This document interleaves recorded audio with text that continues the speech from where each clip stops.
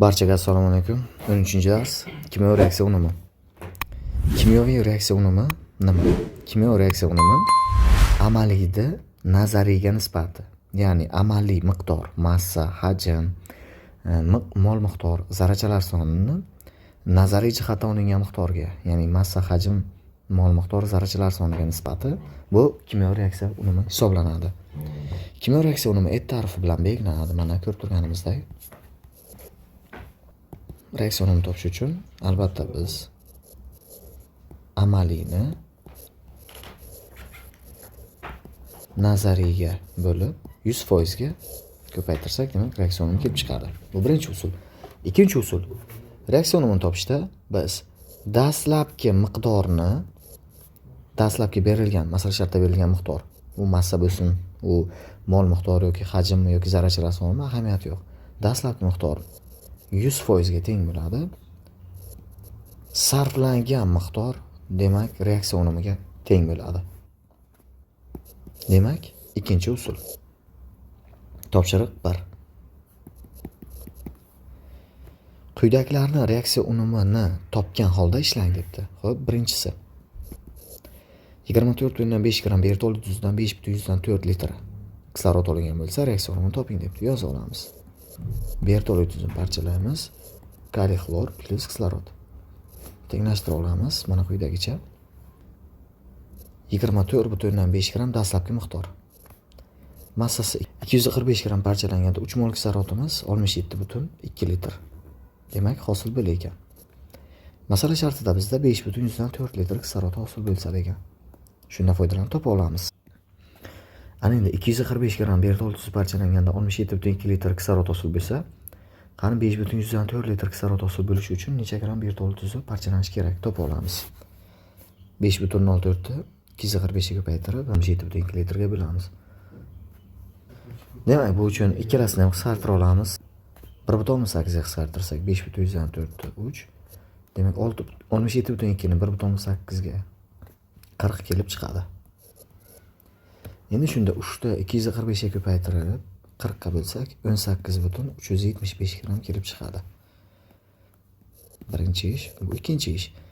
Bilamizki, dastlabki miqdor 24,5 gramimiz 100% ga teng bo'lsa, sarflangan miqdor 18,375 grami qani necha foizga teng? 18,375 ni 100 ga ko'paytirib, albatta 245 ga bo'lamiz. Bunda 24,5 bilan 18,375 ni qisqartira olamiz 6,125 ga. Bu 3 bo'lsak 4. 3 ni 100 ga ko'paytirib 4 ga bo'lsak, ko'rib turganimizda 75% kelib chiqadi. Ikkinchi usulni ko'rib chiqamiz.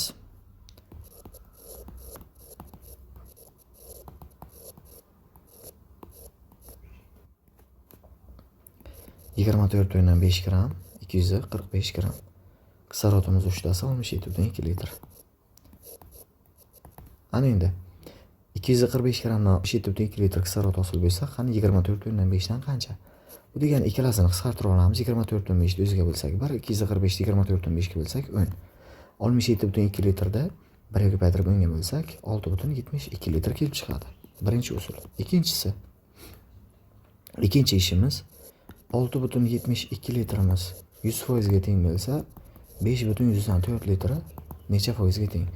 5,4 100 ga ko'paytirib 6,72 ga bo'lsak, 75% kelib chiqadi. Ikkala usuldan qaysi bir ma'qul bo'lsa, albatta shu usul orqali qolgan topshiriqlarni ham ishlab ko'ramiz. Topshiriq 2. Quyidagilarni reaksiya unumi berilgan holda ishlang debdi. Yoza olamiz. Ammoniy nitrat parchalanishi.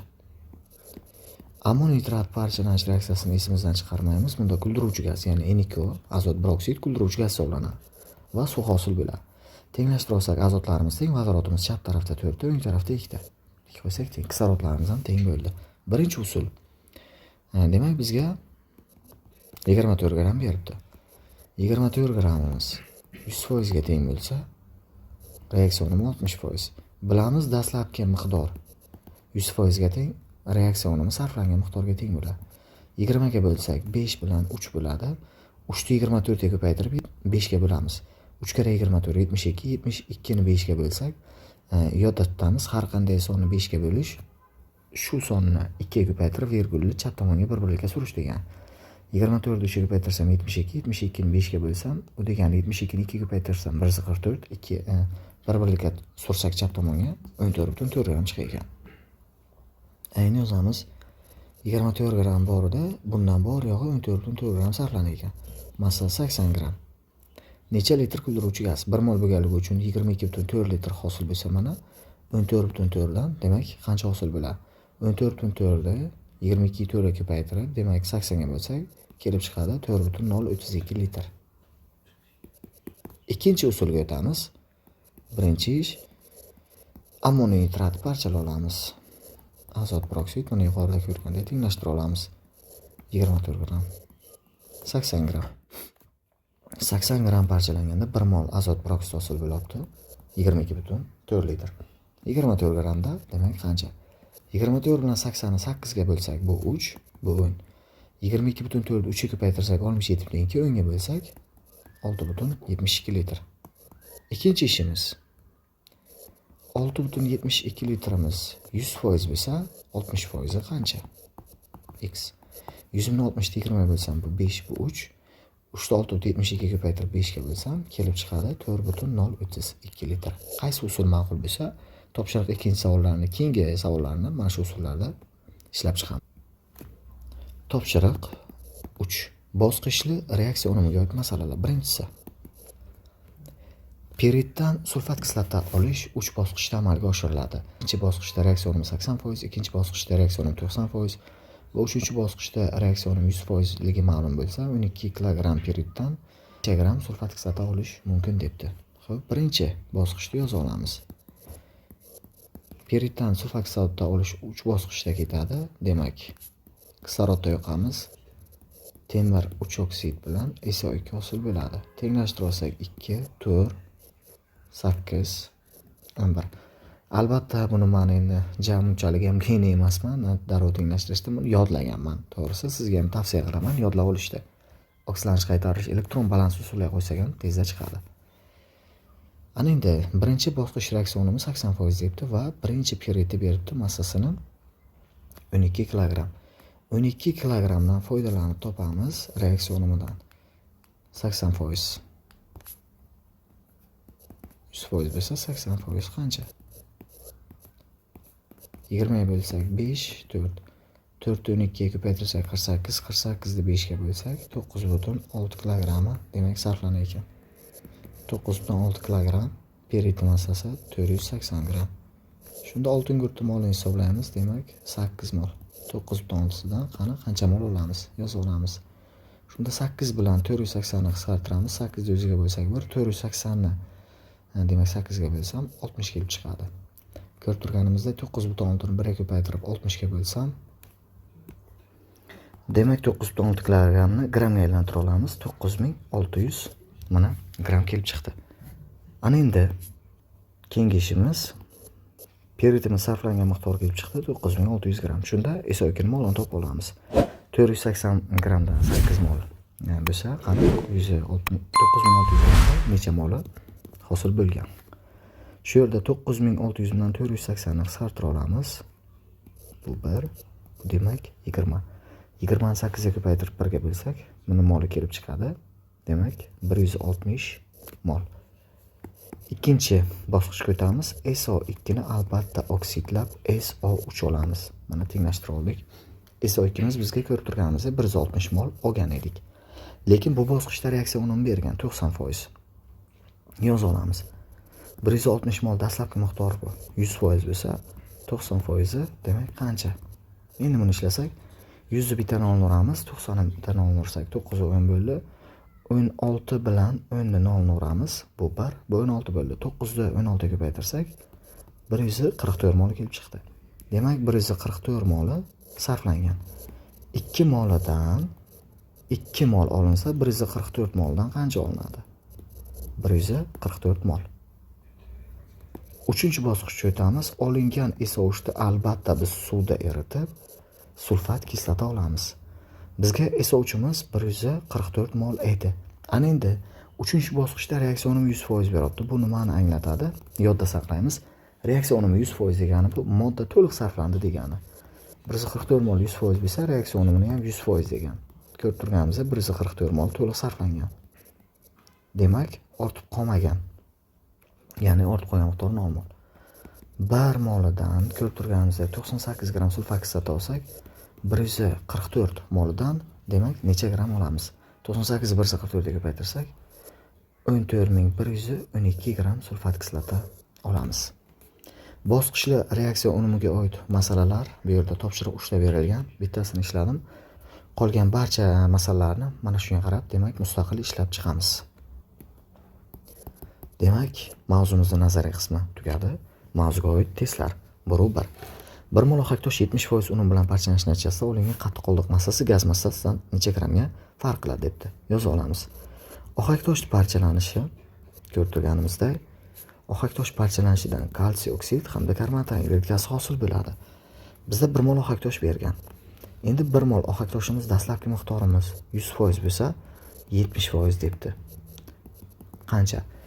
Endi agar reaksiya unumimiz 100% dan kam miqdorda bo'lsa, demak shuncha miqdor sarflangan, qolgan foiz miqdori ortib qolganini anglatadi.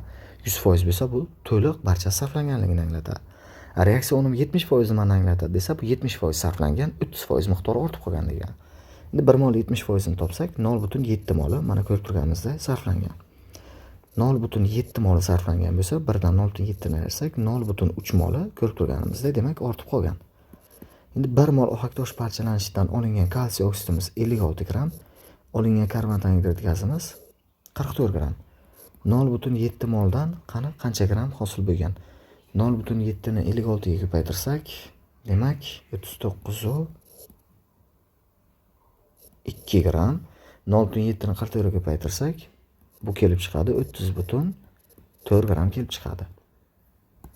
Birinchi ish, ikkinchi ish, uchinchi ish. Ana endi bizga ortib qolgan ohak toshimiz bor 0.3 mol. Molar massasiga ko'paytirsak 100 ga, demak bu kelib chiqadi 30 gram. Endi qoldiq tarkibi nima desa, yodda saqlaylik. Qoldiq tarkibi bu ortib qolgan ohak tosh massasi mana plus hosil bo'lgan kalsiy oksid massasi 39.2 gram. Shunda qoldiqning massasi kelib chiqadi 69.2 gram. 5-chi ish. Ana endi qoldiqni massasidan ayirib tashlasak, ajralib chiqqan gaz massasini 30.8 gramni kelib chiqadi. Farqi 38.4 gramni tashkil etar mana. Demak, to'g'ri javob A variant. Endi shuni idish misolida ko'raylik. Tasavvur qilaylik, ohak tosh. Mana solingan idish. Ohak tosh bor mana. Shu idishni biz yuqori haroratda qizdirdik. Temperatura ta'sirida mana qizdirdik. Jarayon natijasida qanaqa holat yuzaga keladi?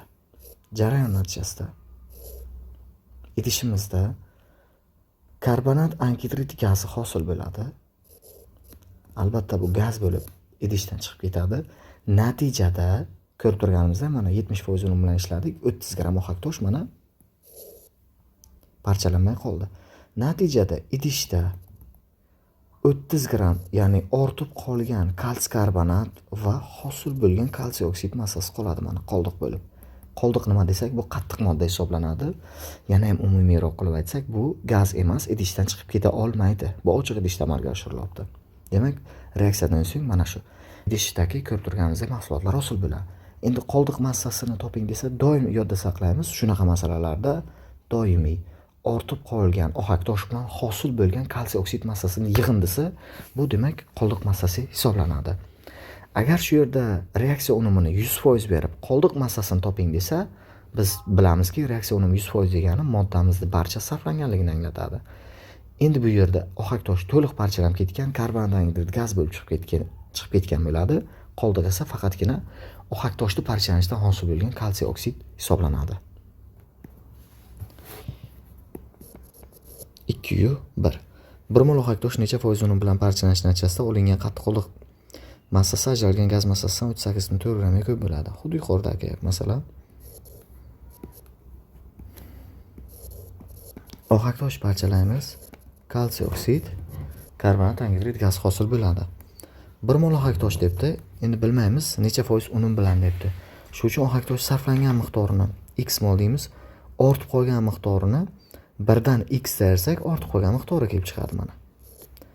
1 mol ohak toshdan 56 gram 44 gram karbonat angidrid hosil bo'lyapti. X molidan 56 ni x ga ko'paytirib 1 ga bo'lsam 56x, karbonat angidrid esa 44 ni x ga ko'paytirib 1 ga bo'lsam 44x hosil bo'ladi. Ikkinchi ishimiz ana endi qoldiq massasini topishimiz kerak. Qoldiq doim bila oldik. Qoldiq massasi bu ortib qolgan ohak tosh bilan hosil bo'lgan kalsiy oksid massasi. Ortib qolgan ohak toshimiz 1 minus x mol. Shuni molyar massasi 100 ga ko'paytirsak 100 minus 100x ga teng. Plus hosil bo'lgan kalsiy oksidimiz 56x ga teng. Ana endi bularni hisoblab olsak, massasini ixchamlab olamiz. Shundan kelib chiqadi qoldiqning massasi 100 minus 44x kelib chiqadi. Uchinchi ish, mana shu qoldiqning massasi aylangan gaz massasidan 38 kg ko'p ekan. Yoza olamiz. 100 minus 44x minus ajralgan gaz hajmimiz 44x. Shunda farq kelib chiqadi 38.4 gram. Tenglamani ixchamlab olsak 100 minus 88x teng 38 4 ga. Shunda 61.6 88x ga x teng 61.6 88 ga 0.7 kelib chiqadi. To'rtinchi ish. 1 mol bor edi. 100% desak 0.7 mol sarflangan. Reaksiya unumi 70% ga teng bo'ladi. 3.1. Necha gram ohak tosh 70% unum bilan parchalanish natijasida olingan qattiq qoldiq massasi ajralgan gaz massasidan 38 gramga demak ko'p bo'ladi. 3.1. Demak, ohak tosh parchalanibdi. Xuddi shu reaksiyamiz yana 70% unum bilan parchalanish natijasida olingan qattiq qoldiq massasi ajralgan gaz massasidan qanchaga ko'p bo'ladi? Shu yerda masalan o'zimizdan olamiz ohak toshni 10 gram deb masalan. 70% parchalangan bo'lsa, bilib turibmiz 7 gram parchalangan, 3 grami ortib qolgan. 100 gram ohak toshdan 56 gram kalsiy oksid, 44 gram karbonat angidrid olamiz. 7 gram ohak toshdan 3.92 gram kalsiy oksid, gazimiz esa 3.8 gram olindi. Ikkinchi ish. Qoldiq massasini topamiz. Shu yerda qoldiq massasi 3 gram ohak tosh, 3.92 gram kalsiy oksid. Bilamiz qoldiq bu ortib qolgan ohak tosh bilan hosil bo'lgan kalsiy oksid massasi 6.92 gram bo'ldi. Uchinchi ish, shu gaz massasi necha gramga ko'p? Bu uchun 6.92 dan 3.8 dersak kelib chiqadi 3.84 gram. Demak, farq kelib chiqdi. To'rtinchi ish. Tenglamasiz usul, ya'ni farq bilan ishlayapmiz. 10 gram ohak tosh dastlab o'zimizdan oldik. Har qanday massa olishingiz mumkin, farqi yo'q. Necha gram bo'lsa ham, masalan, javob to'g'ri kelib chiqadi. 10 gram olganimizda farqi 3.84 gramga tashkil etsa, farqdan farq tushiramiz. Masala shartdagi farqimiz 38 gram degan mana farqimiz. Demak, qani necha gram bo'lgan? 3.84 ni 38 qisqartiramiz 10 ga, 10 ga ko'paytirsak, demak, dastlab 100 gram bo'lgan ekan. To'g'ri javobimiz A varianti. 4.1. Demak, metal karbonat 70% unum bilan parchalandi, massasi 3.8 gramga kamaydi. Qattiq modda massasi ajralgan gaz massasidan 3.8 gramga ko'p bo'lsa, metalni aniqlang. Yoza olamiz. Birinchi ish. Metal 2 karbonatimiz parchalanganda doim metal oksidi plus karbonat angidrid gazni hosil qiladi. Gaz, demak, massasi 38.4 gramga kamaydi debdi. Massani kamayishi bilamiz, gaz hisobidan bo'ladi bu yerda. 38.4 gram. 44 gram. Molini topib olamiz. Demak, 1 moli. 30.8 ni 1 ga ko'paytirib 44 ga bo'lsak, buni parchalangan miqdori kelib chiqadi. 0.7 mol. Demak, qanchadir miqdor ortib qolgan topib olamiz bu uchun. Biz bilamiz, ya'ni sarflangan miqdor reaksiya unumiga teng. 0.7 mol 70% bo'lsa, 100% esa dastlabki miqdorga teng bo'ladi. Ko'rib turibmiz, bu yerda 0.7 ni 100 ga ko'paytirib 70 ga bo'lsak, 1 mol kelib chiqadi. Demak, dastlab metal karbonatimiz 1 mol bo'lgan, 0.7 si sarflangan bo'lsa, ko'rib turganimizdek 0.3 mana demak ortib qolgan ekan. Endi shunda metal oksidni ham molni topib olamiz 1 mol mana.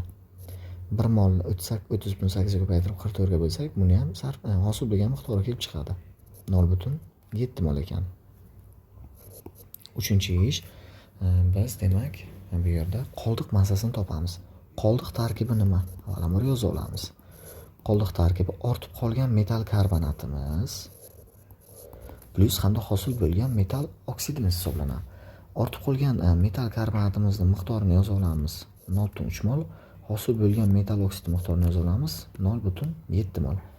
Endi shu yerda ikkalasi ham metallimiz noma'lum bo'lganligi uchun biz ikkalasi massasini x deb olamiz. CO3 massasi 60, kislorod massasi 16. Mana ko'rib turganimizdek. Endi bular massasini topa olamiz. 0.3 ga ko'paytiramiz, buni esa 0.7 ga ko'paytiramiz. Qavstovchi bo'lsak 0.3x plus 18 plus 0.7x plus 11.2. Bu albatta qoldiqning massasi kelib chiqadi. Ixchamlab olsak x plus 29.2. Mana ko'rib turganimizdek qoldiq massasi kelib chiqdi. 4-ish. Qoldiq massasidan gazni massasini ayirib tashlaymiz 30.8 da. Shunda farq kelib chiqadi 38.4. Tenglamani demak, ixchamlab ishlaganimizda x qiymati kelib chiqadi. Shunda 40. Metallimiz ko'rib turganimizda demak kalsiy. 5/1. Ko'rib turganimizda 5 ta ohaktosh parchalanyapti. Natijada kalsiy oksid plus karbonat angidrid plus bitta kalsiy karbonat hosil bo'lyapti. Mana. Bundan nimani bilamiz? Reaksiyada hosil bo'lgan 1 mol kalsiy karbonat va ortib qolgan kalsiy karbonat degan. Demak, qancha sarflandi desak 4 mol bo'ladi. Shunda dastlabki 5 molimiz 100% bo'lsa, 4 molimiz 80% ga teng bo'ladi. To'g'ri javob A variant. 6/1. X mol kalsiy karbonat parchalanyapti. Kalsiy oksid karbonat angidrid 1 mol ohaktosh hosil bo'lyapti mana. Reaksiya bo'yicha uni demak 80% tashkil etsa x toping debdi. Xo'p, bilamiz, bu yerda ortib qolgan 1 moli reaksiyonimiz 80% bo'lsa, demak 20% ga teng. 80% demak dastlabki miqdorini topsak, masalan 100% demak qanchaga teng? X'imiz kelib chiqadi 5. Demak, A variant. 7/1. Toza ohaktoshsiz demak termik parchalanishda mahsulotining 75% bo'lsa, x, y demak z larni qiymatlarini ketma-ketlikda aniqlang debdi. Bu yerda albatta javobdan ketamiz, shunda A variant ko'rib chiqamiz. A variantimiz x'imiz 4 mol deyapti. Xo'sh, y'imiz demak 1 ga teng ekan. Avvalambor dastlab 4 mol bo'lsa 100% ga tengmiz. Dastlab miqdor 75% qanchaga? Haqiqatdan mana ko'rib tursak 25 ga teng. 5 ga bo'lsak javob kelib chiqadi. Demak 3. Keyingisi bu yerda sarflangan albatta 3 ga teng bo'ladi. Sarflangandan kalsiy oksid hamda karbonat angidrid hosil bo'ladi. Demak, Z mol kalsiy oksidimiz 3, Z mol karbonat angidridimiz 3, Y mol ortib qolgan ohaktoshimiz 1. Shunda to'g'ri javob demak A variant. 8. Ohaktoshimiz parchalanyapti. Natijada Y mol ohaktosh hosil bo'lyapti. Z mol kalsiy oksid, Z mol karbonat angidrid hosil bo'lyapti mana. 5 mol ohaktosh qizdirildi. 2y minus x qiymati z plus 2 qiymati teng bo'lsa reaksiyonni toping debdi. Demak, biz shundan fikrlasak bo'ladiki, x'imiz 5 ga teng. Yoza olamiz. 2y minus x o'rniga 5 qo'yamiz. Teng bo'ladi shunda z plus demak 2 ga. Yoza olamiz. 2y minus z teng 5 plus 2 ni qo'ysak 7 kelib chiqadi. Tenglamani bitta xada. Endi shunda bilamizki, 5 mol ohaktoshimiz teng bu ortib qolgan ohaktosh bilan hosil bo'lgan moddalar miqdori z ga teng. Ana endi tenglamalarni ixchamlashtirib yozamiz. Ikkilamali sistemaga aylantira olamiz.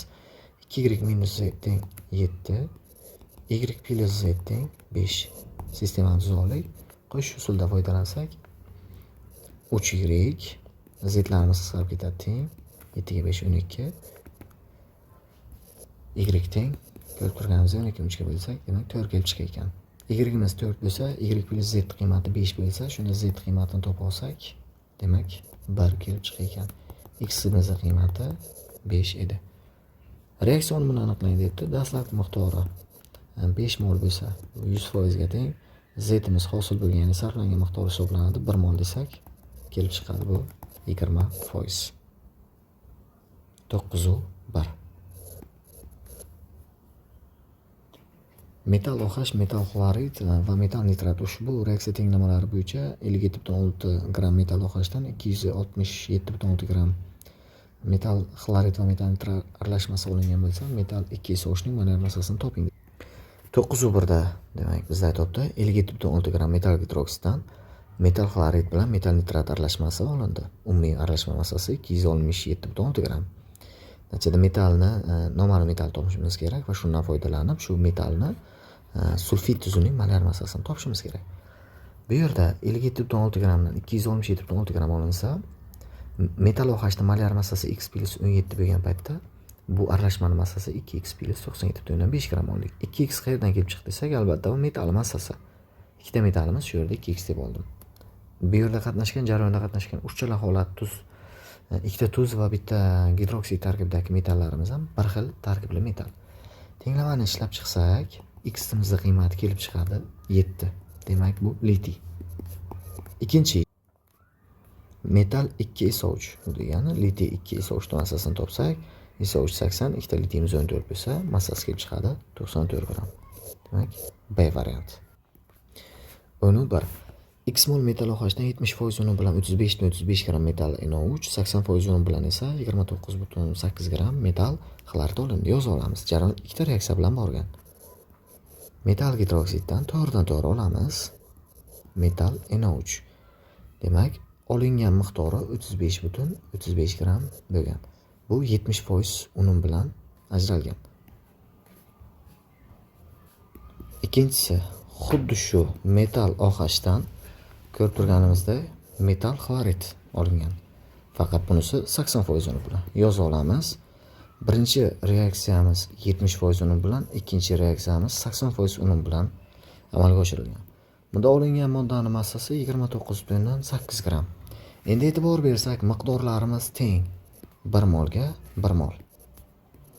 Stoixiyometrik nisbatda olinmoqda, ko'rib turganimizdek miqdorlarimiz teng. Uchinchi ish. 35 gram metal nitrat olindi 1 mol bilan. Ya'ni 70% unum bilan, 100% unum bilan desak, bu 1 ga 1 nisbatga to'g'ri keladi. Shunda massasi 50,5 gram deb olamiz. Ya'ni shu ekvivalentlar qonuniga binoan. Keyingisi 29,8 grami 80% unum bilan olingan bo'lsa, ko'rib turganimizda ikkinchi reaksiya ham 1 molga 1 mol nisbatda. 100% unum bilan hisoblaymiz. 37,25 gram tashkil etdi. Endi bu jarayonda metal nitratimiz hamda metal xloridimiz massasi, metal nitratimizning massasi ko'rib turganimizda 50,5, xloridimizning massasi 37,25. Farq bilan ishlaymiz. Bu yerda 62 ekvivalentga qo'yamiz 35,5. 50,5 dan 37,25 ta ayirsak, demak 13,25 gram, 62 dan 35,5 ta ayirsak 26,5 gram farq kelib chiqdi mana. Ko'rib turganimizda. Keyingi ishimiz 50,5 gram metal nitratimiz olingan vaqtda farqimiz kelib chiqadi 13,25. Keyingisi 26,5 gram ekvivalent massada farq kelib chiqqanda metal nitrat ekvivalent massasi qancha bo'lgan? 101. 101 dan NO3dagi 62 ekvivalent ayirsak, demak 39 kelib chiqadi. Bu metalimiz kaliy metal ekan. 7-ish. X mol 70% unum bilan deganda, demak bu yerda kaliy gidroksiddan ko'rib turganimizda kaliy nitrat olingan. Kaliy nitratning massasi 50,5 bo'lsa, 101 bo'lsa, ko'rib turganimizda mana 1 ga 1 nisbat deganda. 1 moldan 101 bo'lsa, 50,5 moldan shu x imizning qiymati kelib chiqadi 0,5. To'g'ri javob shunda, demak C varianti.